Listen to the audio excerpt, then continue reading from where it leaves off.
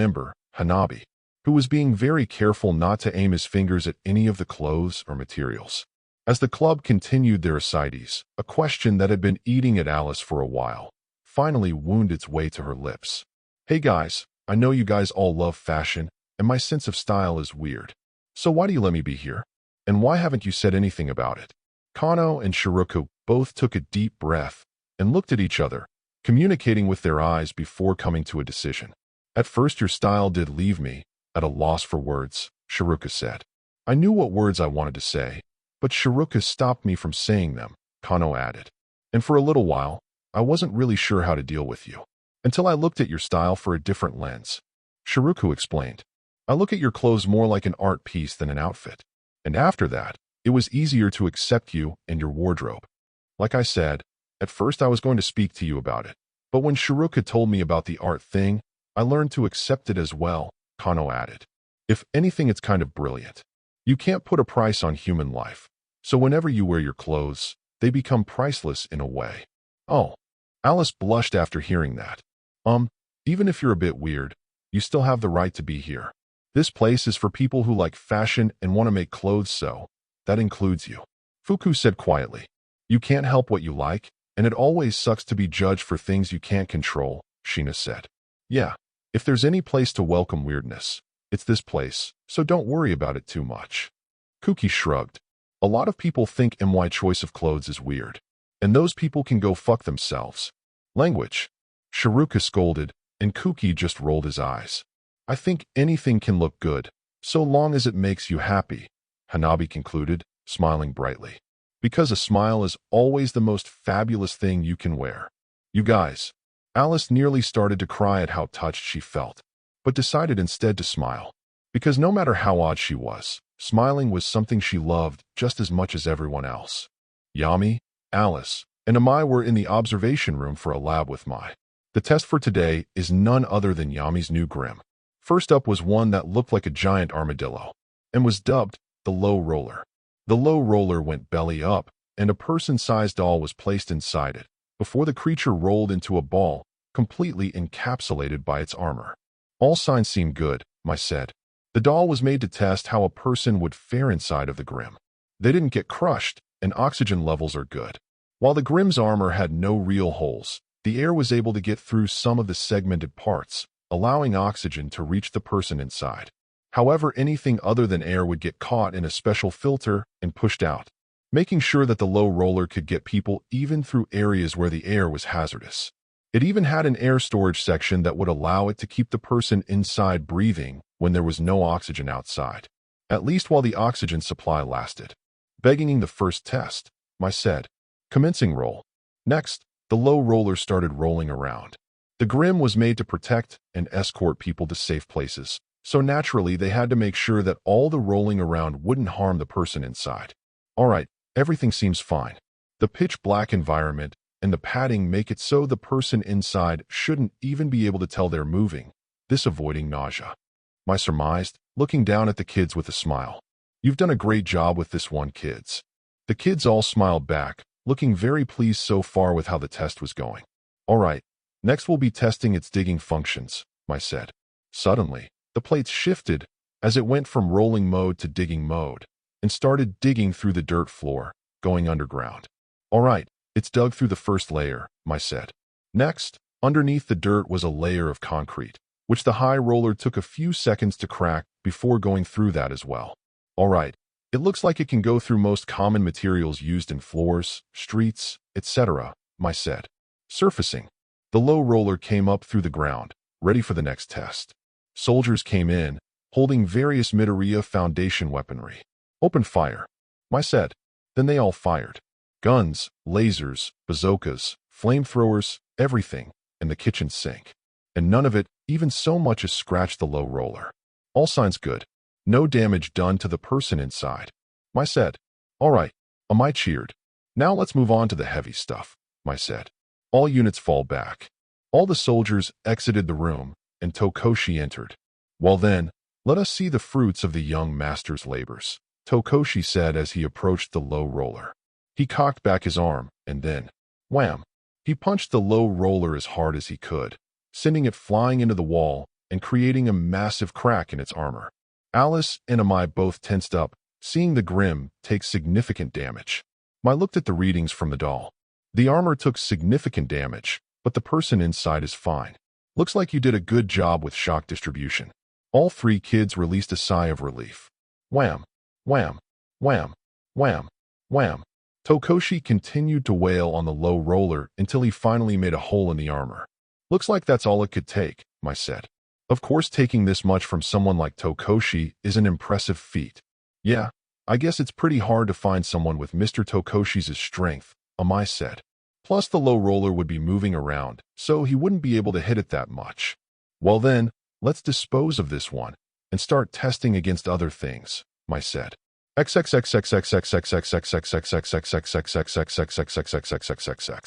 They continued testing the low roller against outside forces. Extreme heat and cold, electricity, poison gases, etc. And while the Grim was far from invincible, it consistently took a lot of power in order to harm it, or the person it was carrying. Alright, now it's time for the next Grim, Mai said. Jinbu. Down in the testing chamber, a new Grim was placed inside. It was a turtle the size of a van, with a thick black shell. The Grim levitated up onto its back, and opened up what looked like a doorway on the bottom part of its shell. This Grim possessed a very, Very unique ability among most Grimm. Space manipulation. The first way Jinbu manipulated space was its internal storage area. As the researchers threw the doll inside the Grimm, they noticed that the space inside the Grimm was much larger than the Grimm itself, able to fit dozens of people, maybe even 100 if they squeezed together. Of course, it also possessed the ability to move itself through space in any way it pleased, namely in the form of levitation. The Grimm rolled back onto its feet and then tucked itself completely into its shell, the holes closing shut, making it an armored fortress. This was its absolute defense mode. This time they didn't bother testing normal weaponry. They went straight to Tokoshi. Tokoshi cracked his knuckles and approached Jinbu. He cocked back his fist and punched the Grimm, and it did nothing.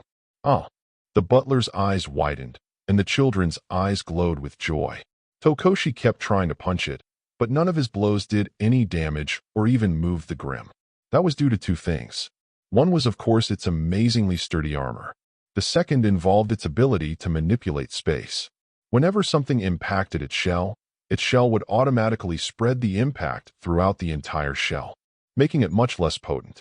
It also was using its ability to keep it locked in that space, completely unable to move or be moved while in this mode. Tokoshi eventually got tired after punching the creature and not making a dent, and suddenly he felt a hand on his shoulder. "All right, let me take a crack at it, old-timer," Gamma 2 said as he approached Jinbu.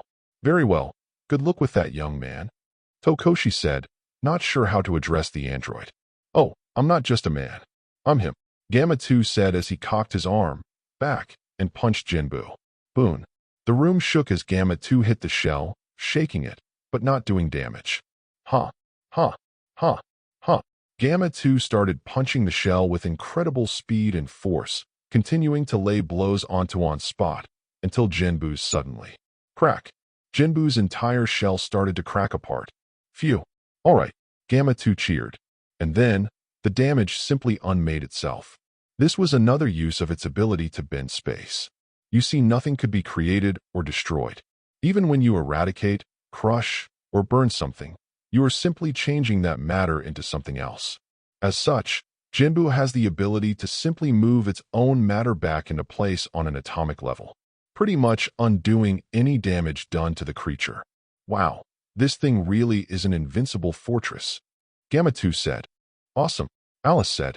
It was able to stand up to an assault from someone half as strong as All Might. Amai marveled. Well, Gamma 2 could probably break it if hadn't stopped, but it is incredible for it to withstand this much. Mai said, "Now for the next test. Tenko, Shuku, if you'd please." The two boys entered the room and approached the turtle. Tenko went first and touched the shell with all 5 fingers and willed it to explode. But nothing happened. Whoa! Tenko marveled at the turtle, while Shuku went up and tried to make it explode. Once again, nothing happened. "Interesting," Shuku said. "I have to admit, I wasn't sure this would work. But this was a pretty ingenious part of the design." Mai praised. Of course, when making a kind of shield, one had to take into account people with quirks that could negate durability altogether. The key to stopping that kind of thing was understanding how it worked in the first place. Most quirks that worked like Tenko and Shuku's worked by injecting their kind of chaos energy into a person or object, and that energy bent that person or object to its will on cellular, molecular, or atomic levels. As such, Jinbu had the ability to reject energy injections.